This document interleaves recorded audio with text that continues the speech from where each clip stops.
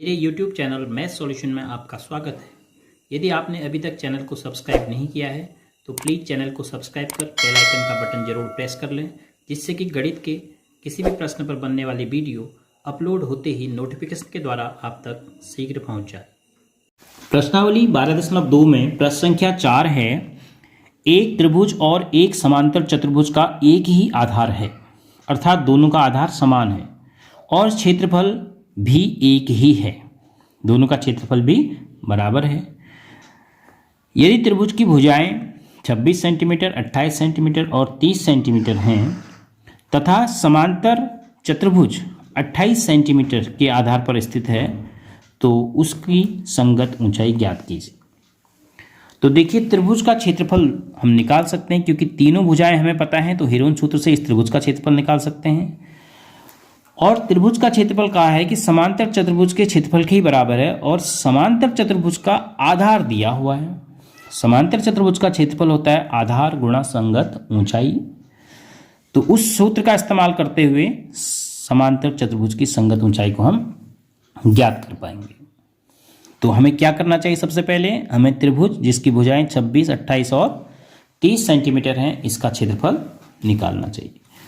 तो सर्वप्रथम हम एक चित्र बना लेते हैं।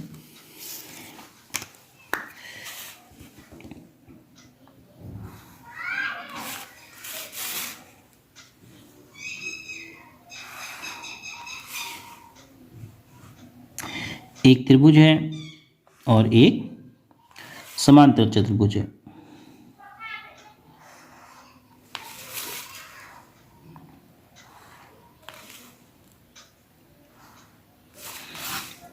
दोनों का क्षेत्रफल समान है।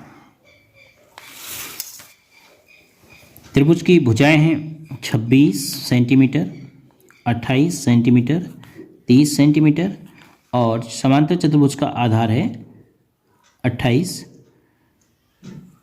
सेंटीमीटर। तो अर्थात जो ये भुजा है इतना ही समांतर चतुर्भुज का आधार। तो सबसे पहले हम त्रिभुज का क्षेत्रफल ज्ञात कर सकते हैं हीरोन सूत्र से। तो त्रिभुज का क्षेत्रफल निकालते हैं।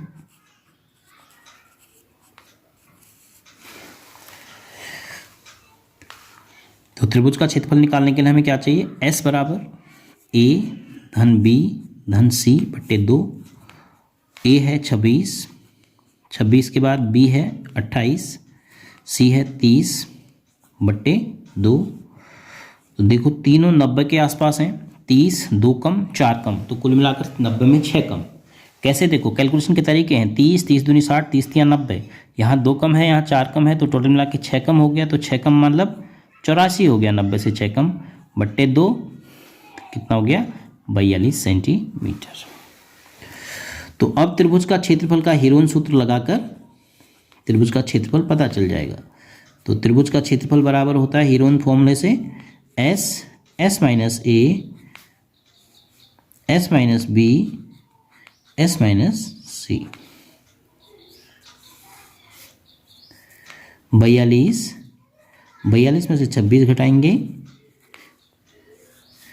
42 में से 28 घटाएंगे और फिर 42 में से 30 घटाएंगे।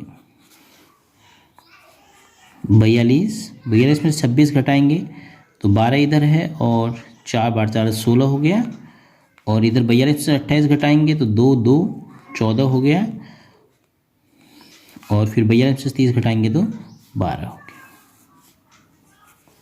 तो 42 को हम ब्रेक कर देते हैं 14 और 3 में। 14 42, 16 आपका ठीक ही है। 4 गुणा 4, 14 को हम ऐसे ही रख देते हैं और 12 को ब्रेक कर देते हैं 3 गुणा 2 गुणा 2, 3 दूना 6 दूना 12। अब देखो सभी जोड़े में हैं, सभी जोड़े में हमारे पास 14 का जोड़ा है 14 बाहर, 3 का जोड़ा है 3 भी बाहर, 4 का जोड़ा है 4 भी बाहर और 2 का जोड़ा है 2 भी बाहर। तो कितना हो गया? 4 दूना 8 और 8 तिया 24, 24 गुणा 14, 14 और चक्को 56, हासिल 5 और 14 दूना 28, 28 5 33 वर्ग सेंटीमीटर। यह क्षेत्रफल आया त्रिभुज का, और इतना ही क्षेत्रफल है समांतर चतुर्भुज का, ऐसा हमें दिया है। अब हम समांतर चतुर्भुज के क्षेत्रफल का सूत्र इस्तेमाल करेंगे। तो समांतर चतुर्भुज का क्षेत्रफल बराबर चतुर्भुज का क्षेत्रफल बराबर हमें पता चल चुका है। समांतर चतुर्भुज का क्षेत्रफल कितना है? 336 वर्ग सेंटीमीटर। अब समांतर चतुर्भुज का क्षेत्रफल बराबर क्या होता है? समांतर चतुर्भुज का आधार गुणा संगत ऊंचाई।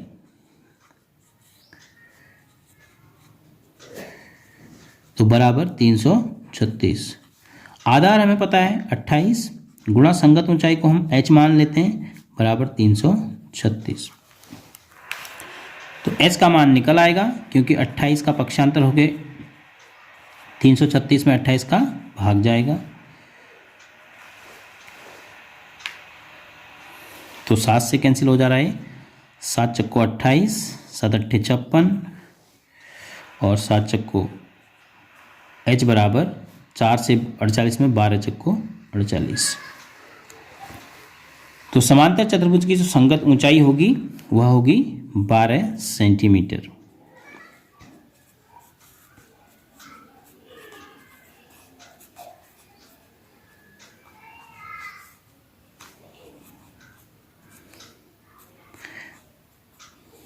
तो इस प्रकार हम समांतर चतुर्भुज की संगत ऊंचाई निकाल सकते हैं, क्योंकि समांतर चतुर्भुज का क्षेत्रफल हमें दिया था। कैसे? त्रिभुज का क्षेत्रफल हम निकाल सकते थे, इसलिए हम कह रहे हैं कि समांतर चतुर्भुज का क्षेत्रफल हमें दिया था, क्योंकि हमने निकाल लिया त्रिभुज का क्षेत्रफल।